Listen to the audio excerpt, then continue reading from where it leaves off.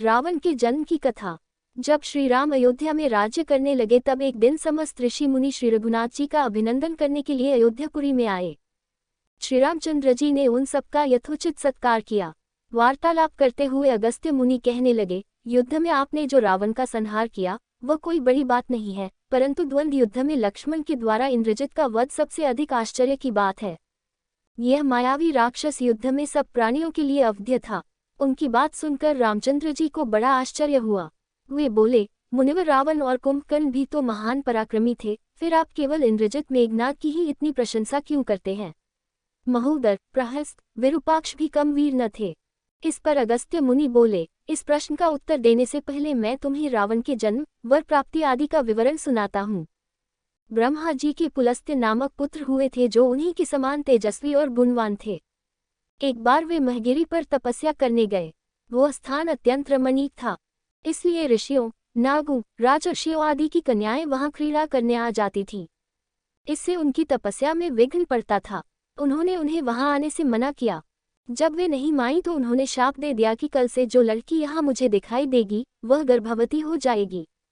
शेष सब कन्याओं ने तो वहां आना बंद कर दिया, परंतु राजर्षि तृणबिंदु की कन्या शाप की बात से अनजान होने के कारण उस आश्रम में आ गई और महर्षि की दृष्टि पड़ते ही गर्भवती हो गई। जब तृणबिंदु को ये बात मालूम हुई तो उन्होंने अपने कन्या को पत्नी के रूप में महर्षि को अर्पित कर दिया। इस प्रकार विश्रवा का जन्म हुआ जो अपने पिता के समान वेदविद और धर्मात्मा हुआ। महामुनि भरद्वाज ने अपनी कन्या का विवाह विश्रवा से कर दिया। उनके वैश्रवन नामक पुत्र हुआ। वह भी धर्मात्मा और विद्वान था। उसने भारी तपस्या करके ब्रह्मा जी को प्रसन्न किया और यम, इंद्र तथा वरुण के सदृश लोकपाल का पद पाया। फिर उसने त्रिकूट पर्वत पर बसी लंका को अपना निवास स्थान बनाया और राक्षसों पर राज्य करने लगा। श्री राम ने आश्चर्य से पूछा, तो क्या कुबेर और रावण से भी पहले लंका में मांसभक्षी राक्षस रहते थे? फिर उनका पूर्वज कौन था? ये सुनने के लिए मुझे कौतूहल हो रहा है। तब अगस्त्य जी बोले, पूर्व काल में ब्रह्मा जी ने अनेक जल जंतु बनाए और उनसे समुद्र के जल की रक्षा करने के लिए कहा। तब उन जंतुओं में से कुछ बोले कि हम इसका रक्षण रक्षा करेंगे और कुछ ने कहा कि हम इसका यक्षण पूजा करेंगे। इस पर ब्रह्मा जी ने कहा कि जो रक्षण करेगा वह राक्षस कहलाएगा और जो यक्षण करेगा वह यक्ष कहलाएगा। इस प्रकार वे दो जातियों में बंट गए। राक्षसों में हेती और प्रहेती दो भाई थे। प्रहेती तपस्या करने चला गया, परंतु हेती ने भया से विवाह किया जिससे उसके विद्युत्केश नामक पुत्र उत्पन्न हुआ। विद्युत्केश के सुकेश नामक पराक्रमी पुत्र हुआ। सुकेश के माल्यवान, सुमाली और माली नामक 3 पुत्र हुए। तीनों ने ब्रह्मा जी की तपस्या करके यह वरदान प्राप्त कर लिए कि हम लोगों का प्रेम अटूट हो और हमें कोई पराजित न कर सके। वर पाकर वे निर्भय हो गए और असुरों को सताने लगे। उन्होंने विश्वकर्मा से एक अत्यंत सुंदर नगर बनाने के लिए कहा। इस पर विश्वकर्मा ने उन्हें लंकापुरी का पता बताकर भेज दिया। वहां वे बड़े आनंद के साथ रहने लगे। माल्यवान के वज्रमुष्टि, विरूपाक्ष, दुर्मुख, सुप्तग्न, यज्ञकोप, मतर और उन्मत नामक 7 पुत्र हुए। सुमाली के प्रहस्त्र, अकंपिन, विकट, कालिकामुख, धूम्राक्ष, दंड, सुपार्श, सहनादि, प्रधस एवं भारकन नाम के 10 पुत्र हुए। माली के अनल, अनिल, हर और संपाति नामक 4 पुत्र हुए। ये सब बलवान और दुष्ट प्रकृति होने के कारण ऋषि मुनियों को कष्ट दिया करते थे। उनके कष्टों से दुखी होकर ऋषि मुनिगण जब भगवान विष्णु की शरण में गए तो उन्होंने आश्वासन दिया कि हे ऋषियों, मैं इन दुष्टों का अवश्य ही नाश करूंगा। जब राक्षसों को विष्णु के इस आश्वासन की सूचना मिली तो वे सब मंत्रणा करके संगठित हो माली के सेनापतित्व में इंद्रलोक पर आक्रमण करने के लिए चल पड़े। समाचार पाकर भगवान विष्णु ने अपने अस्त्र शस्त्र संभाले और राक्षसों का संहार करने लगे। सेनापति माली सहित बहुत से राक्षस मारे गए और शेष लंका की ओर भाग गए। जब भागते हुए राक्षसों का भी नारायण संहार करने लगे तो माल्यवान क्रुद्ध होकर युद्धभूमि में लौट पड़ा। भगवान विष्णु के हाथों अंत में वह भी काल का ग्रास बना। शेष बचे हुए राक्षस सुमाली के नेतृत्व में लंका को त्याग कर पाताल में जा बसे और लंका पर कुबेर का राज्य स्थापित हुआ। अब मैं तुम्हें रावण के जन्म की कथा सुनाता हूँ। राक्षसों के विनाश से दुखी होकर सुमाली ने अपनी पुत्री कैशी से कहा कि पुत्री, राक्षस वंश के कल्याण के लिए मैं चाहता हूँ कि तुम परम पराक्रमी महर्षि विश्रवा के पास जाकर उनसे पुत्र प्राप्त करो। वही पुत्र हम राक्षसों की देवताओं से रक्षा कर सकता है। अगस्त्य मुनि ने कहना जारी रखा। पिता की आज्ञा पाकर कैकसी विश्रवा के पास गई। उस समय भयंकर आंधी चल रही थी। आकाश में मेघ गरज रहे थे।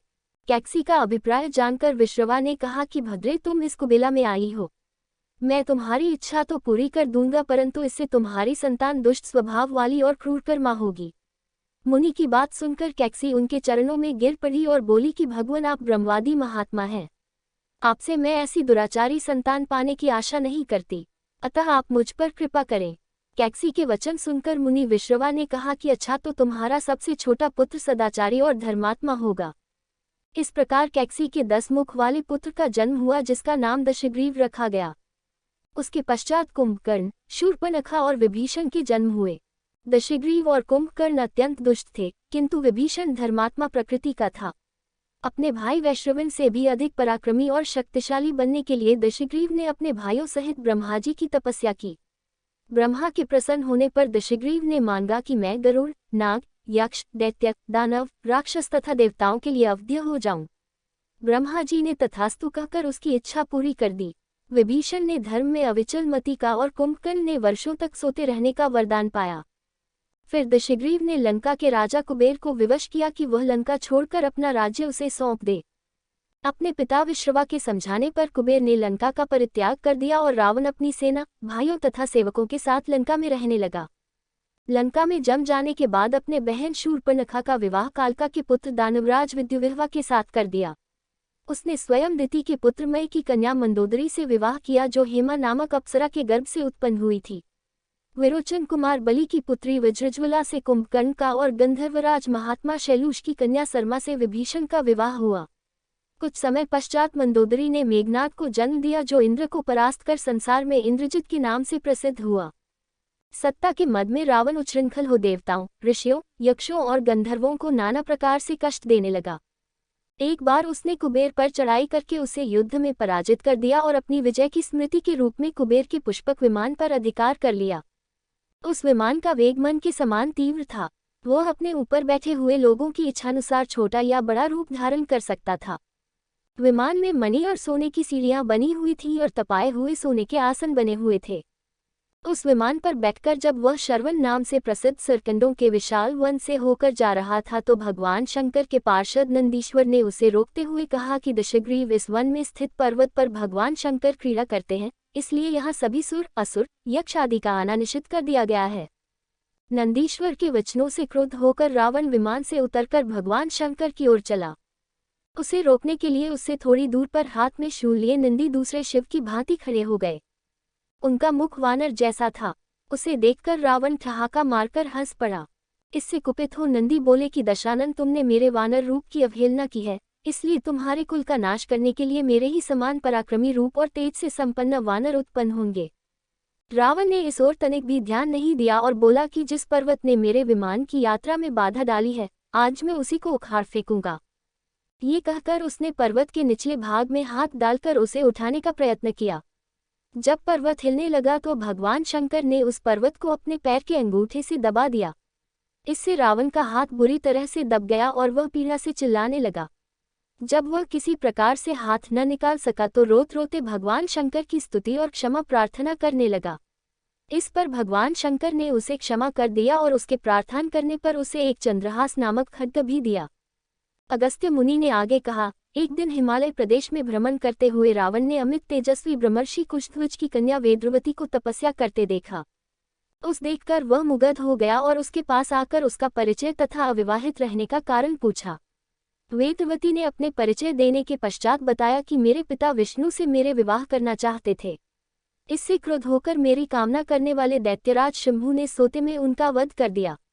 उनके मरने पर मेरी माता भी दुखी होकर चिता में प्रविष्ट हो गई।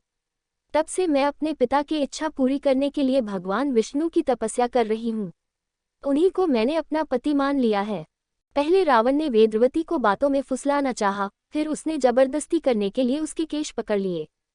वेदवती ने एक ही झटके में पकड़े हुए केश काट डाले। फिर ये कहती हुई अग्नि में प्रविष्ट हो गई कि दुष्ट, तूने मेरा अपमान किया है। इस समय तो मैं ये शरीर त्याग रही हूँ, परंतु तेरा विनाश करने के लिए फिर जन्म लूंगी। अगले जन्म में मैं अयोनिजा कन्या के रूप में जन्म लेकर किसी धर्मात्मा की पुत्री बनूंगी। अगले जन्म में वह कन्या कमल के रूप में उत्पन्न हुई। उस सुंदर कांति वाली कमल कन्या को एक दिन रावण अपने महलों में ले गया। उसे देखकर ज्योतिषियों ने कहा कि राजन, यदि यह कमल कन्या आपके घर में रही तो आपके और आपके कुल के विनाश का कारण बनेगी। ये सुनकर रावण ने उसे समुद्र में फेंक दिया। वहां से वह भूमि को प्राप्त होकर राजा जनक के यज्ञमंडप के मध्यवर्ती भूभाग में जा पहुंची। वहां राजा द्वारा हल से जोती जाने वाली भूमि से वह कन्या फिर प्राप्त हुई। वही वेदवती सीता के रूप में आपकी पत्नी बनी और आप स्वयं सनातन विष्णु हैं। इस प्रकार आपके महान शत्रु रावण को वेदवती ने पहले ही अपने शाप से मार डाला था। आप तो उसे मारने में केवल निमित्त मात्र थे। अनेक राजा महाराजाओं को पराजित करता हुआ दशग्रीव इक्ष्वाकु वंश के राजा अनरण्य के पास पहुंचा, जो अयोध्या पर राज्य करते थे। उसने उन्हें भी द्वंद्व युद्ध करने अथवा पराजय स्वीकार करने के लिए ललकारा। दोनों में भीषण युद्ध हुआ, किंतु ब्रह्मा जी के वरदान के कारण रावण उनसे पराजित न हो सका। जब अनरण्य का शरीर बुरी तरह से क्षत विक्षत हो गया तो रावण इक्ष्वाकु वंश का अपमान और उपहास करने लगा। इससे कुपित होकर अनरण्य ने उसे शाप दिया कि तूने अपने व्यंग्यपूर्ण शब्दों से इक्ष्वाकु वंश का अपमान किया है, इसलिए मैं तुझे शाप देता हूँ कि महात्मा इक्ष्वाकु के इसी वंश में दशरथ नंदन राम का जन्म होगा, जो तेरा वध करेंगे। ये कहकर राजा स्वर्ग से धार गए। रावण की उद्दंडता में कमी नहीं आई। राक्षस या मनुष्य जिसको भी वह शक्तिशाली पाता, उसी के साथ जाकर युद्ध करने लगता। एक बार उसने सुना कि किष्किंधापुरी का राजा बाली बड़ा बलवान और पराक्रमी है, तो वह उसके पास युद्ध करने के लिए जा पहुंचा। बाली की पत्नी तारा, तारा के पिता सुषेण, युवराज अगद और उसके भाई सुग्रीव ने उसे समझाया कि इस समय बाली नगर से बाहर संध्योपासना के लिए गए हुए हैं। वे ही आपसे युद्ध कर सकते हैं, और कोई वानर इतना पराक्रमी नहीं है जो आपके साथ युद्ध कर सके। इसलिए आप थोड़ी देर उनकी प्रतीक्षा करें। फिर सुग्रीव ने कहा कि राक्षसराज सामने जो शंख जैसे हड्डियों के ढेर लगे हैं, वे बाली के साथ युद्ध की इच्छा से आए आप जैसे वीरों के ही हैं। बाली ने इन सब का अंत किया है। यदि आप अमृत पीकर आए होंगे तो भी जिस क्षण बाली से टक्कर लेंगे, वह क्षण आपके जीवन का अंतिम क्षण होगा। यदि आपको मरने की बहुत जल्दी हो तो आप दक्षिण सागर के तट पर चले जाइए, वहीं आपको बाली के दर्शन हो जाएंगे। सुग्रीव के वचन सुनकर रावण विमान पर सवार हो तत्काल दक्षिण सागर में उस स्थान पर जा पहुंचा जहां बाली संध्या कर रहा था। उसने सोचा कि मैं चुपचाप बाली पर आक्रमण कर दूंगा। बाली ने रावण को आते देख लिया, परंतु वह तनिक भी विचलित नहीं हुआ और वैदिक मंत्रों का उच्चारण करता रहा। जो ही उसे पकड़ने के लिए रावण ने पीछे से हाथ बढ़ाया, सतर्क बाली ने उसे पकड़कर अपनी कांख में दबा लिया और आकाश में उड़ चला। रावण बार बार बाली को अपने नखों से कचोटता रहा, किंतु बाली ने उसकी कोई चिंता नहीं की। तब उसे छुड़ाने के लिए रावण के मंत्री और अनुचर उसके पीछे शोर मचाते हुए दौड़े, परंतु वे बाली के पास तक न पहुंच सके। इस प्रकार बाली रावण को लेकर पश्चिमी सागर के तट पर पहुंचा। वहां उसने संध्योपासना पूरी की। फिर वह दशानन को लिए हुए किष्किंधापुरी लौटा। अपने उपवन में एक आसन पर बैठकर उसने रावण को अपनी कांख से निकालकर पूछा कि अब कहिए आप कौन हैं और किस लिए आए हैं। रावण ने उत्तर दिया कि मैं लंका का राजा रावण हूँ, आपके साथ युद्ध करने के लिए आया था। वही युद्ध मुझे मिल गया। मैंने आपका अद्भुत बल देख लिया। अब मैं अग्नि की साक्षी देकर आपसे मित्रता करना चाहता